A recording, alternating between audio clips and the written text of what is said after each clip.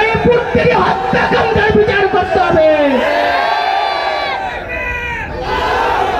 জুলাই আন্দোলনে বাংলাদেশের তরুণ সমাজ রাজপথে গুলির সামনে বুক পেতে দিয়েছে।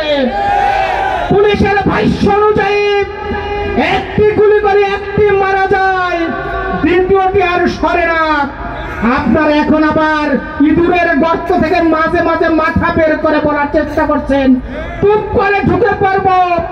আগে বলেছেন একটি গুলি করলে সামনে একটি আসে, এখন একটি আসবে না, একটি গুলির বিপরীতে লক্ষ যুবক সামনে দাঁড়িয়ে যাবে। ভারতে বসে ষড়যন্ত্র করছেন, এদেশের জনগণ ষড়যন্ত্রের দাঁত ভাঙ্গা জবাব দেওয়ার জন্য প্রস্তুত আছে। সম্মানিত ভাইয়েরা, স্বাধীনতার 53 বছর পরে এখনো আমাদের স্বাধীনতা নিয়ে শঙ্কিত। আমরা আমাদের স্বাধীনতা কোন ষড়যন্ত্রকারী হাতে পেঁচিয়ে দিতে প্রস্তুত নই।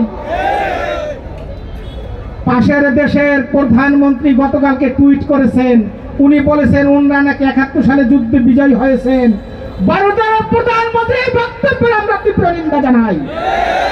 আপনারা আমাদেরকে সহযোগিতা করেছেন, কিন্তু যুদ্ধটা আপনাদের ছিল না।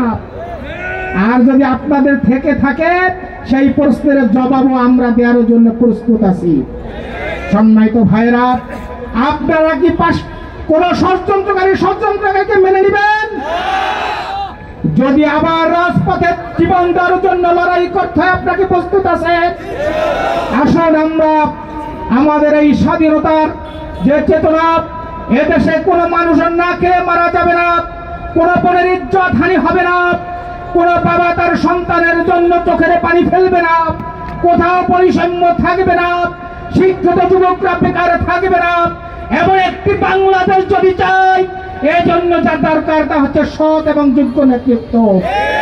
বিগত 53 বছরে আমরা সৎ এবং যোগ্য নেতৃত্ব তৈরি করতে পারিনি, দেশপ্রেমিক নেতৃত্ব তৈরি করতে পারিনি।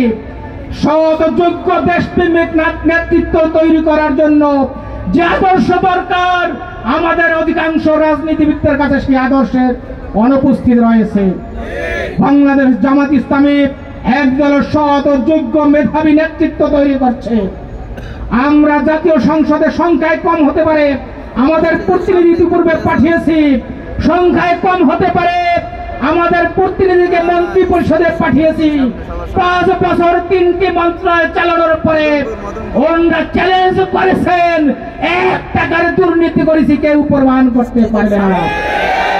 দুর্নীতির তদন্তে কোনো প্রমাণ করতে না পারার কারণে তথাকথিত অপরাধ ট্রাইব্যুনালে আমাদের নেতৃবৃন্দকে হত্যা করা হয়েছে।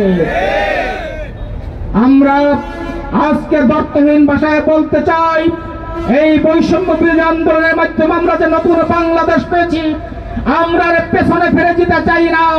আমরা কোনো বৈষম্য দেখতে চাই না, কোনো দুর্নীতি দেখতে চাই না, কোনো অনাচার দেখতে চাই না। একটি সুখী সমৃদ্ধ বাংলাদেশ আমরা চাই। আর সেই বাংলাদেশ গড়ার জন্য সৎ এবং যোগ্য নেতৃত্ব যে কাফেলা তৈরি করছে, সেই কাফেলায় শামিল হওয়ার জন্য উদাত্ত আহ্বান জানিয়ে আমি আমার বক্তব্য শেষ করছি। আসসালামু আলাইকুম ওয়া রাহমাতুল্লাহি ওয়া বারাকাতুহু।